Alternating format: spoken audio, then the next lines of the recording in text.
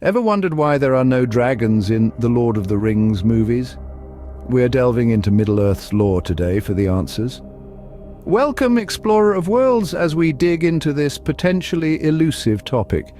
In the twilight of the Third Age, the dragons had become but shadows and legends in the minds of most inhabitants of Middle-earth.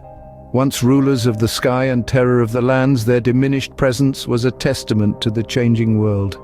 The tales of dragons that had once filled the night with fire and the hearts of men with dread were now confined to the songs of bards and the scrolls of scholars.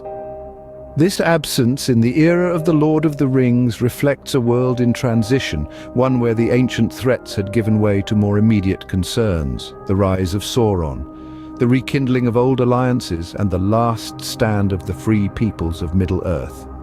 To understand where the dragons all went, it may help to understand where they all came from. Morgoth, seeking to dominate all of Arda, created the first dragons in the First Age as a means to terrorize his enemies and secure his dominion over Middle-earth. Glaurung, known as the Father of Dragons, was the first of these fearsome creatures, emerging from the pits of Angband to bring fire and destruction upon the lands of the free peoples. Crafted through Morgoth's corrupting power and dark sorcery, dragons were imbued with immense strength, cunning intellect, and the ability to breathe fire, making them formidable adversaries in battle. Their creation was a testament to Morgoth's desire for ultimate power and his willingness to twist the fabric of the world to his will. As embodiments of fire and shadow, dragons served as one of Morgoth's most devastating weapons against the elves and men resisting his rule. Over time, dragons multiplied and diversified, with some, like Ancalagon the Black, growing to immense size and strength, capable of challenging the very gods of Middle-earth. They became symbols of fear and destruction, hoarding treasures and laying waste to kingdoms. Yet their existence also inspired heroes to rise against them, leading to epic tales of bravery and sacrifice. The legacy of dragons in Middle-earth, originating from the dark desires of Morgoth, would echo through the ages, from the ruins of Beleriand to the lonely mountain of Erebor.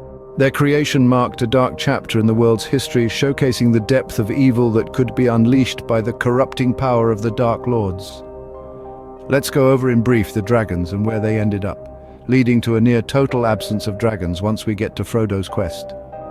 Smaug's reign over the lonely mountain epitomized the catastrophic potential of dragonkind to alter the course of history. His desolation of Dale and Erebor was not merely a tale of greed and destruction, but a reflection of the enduring conflict between dragons and the free peoples. The intricacies of Smaug's character, his cunning, his malice, and his pride, highlight the complexity of dragons in Tolkien's world. His eventual downfall, brought about by a small but fatal oversight, signifies the vulnerability that lies beneath the surface of power. Smaug's death marked the end of an era, symbolizing the fading of ancient evils in the face of a new age, yet his legacy lived on in the cautionary tales of those who survived him. Ancalagon's sheer magnitude and power dwarfed that of any other dragon in Middle-earth's history. His role in the War of Wrath, leading the charge against the host of the Valar, was a pivotal moment in the world's mythology. Ancalagon's fall, which resulted in the reshaping of the landscape itself, stands as a monumental event, marking the climax of the struggle against the first great evil, Morgoth. The destruction wrought by Ancalagon and his eventual defeat serve as a testament to the themes of hubris and downfall that recur throughout Tolkien's works. His story is not just one of battle and defeat, but also a symbol of the cyclical nature of conflict and resolution in Middle-earth. Glaurung, the first of the Uroloki, the fire drakes, held a unique place in the annals of Middle-earth. Beyond his physical might, it was his intellect and capacity for emotional manipulation that set him apart. His involvement in the tragic tale of Turin Turambar and Nienor Ninil reveals the depth of malice and foresight that dragons could possess. Glaurung's curse and the subsequent unfolding of doom upon the House of Hurin highlight the intertwining of fate and free will, a central theme in Tolkien's legendarium. His demise at the hands of Turin, through a desperate and cunning assault, underscores the tragic nature of heroism and the complex moral landscapes that define Tolkien's world. Scatha's story extends the narrative of dragons beyond the well-trodden paths of the central tales.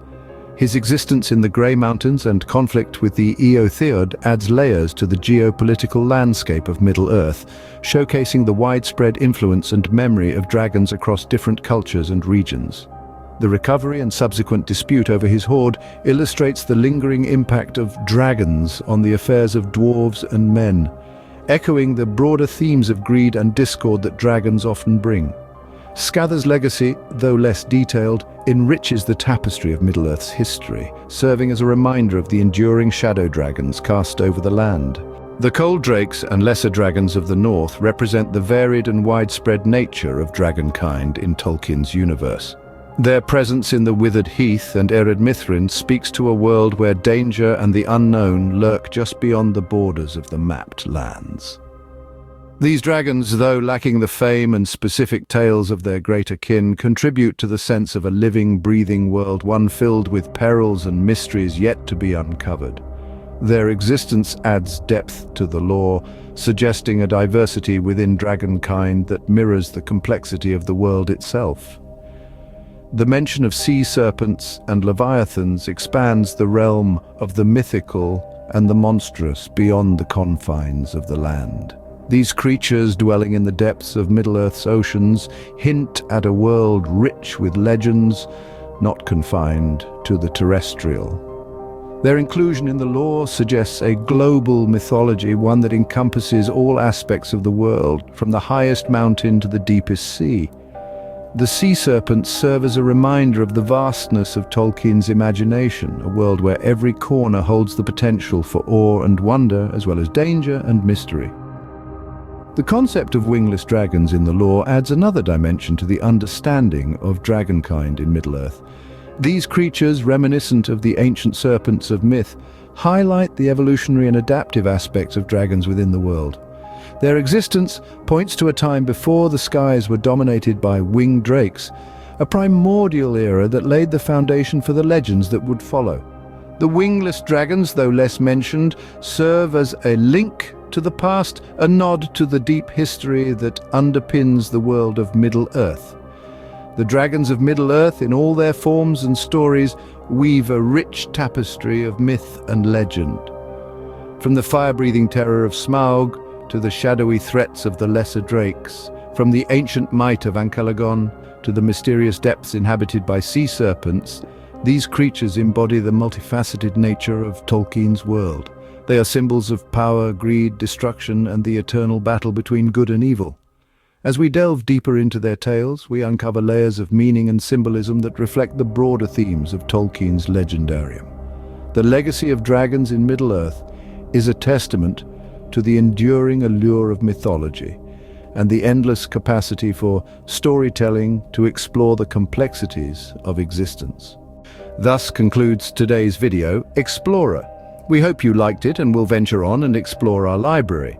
If you have any requests for videos that you think you or your fellow explorers would enjoy, please comment below. Also, we invite you to subscribe to our channel to join our fellowship.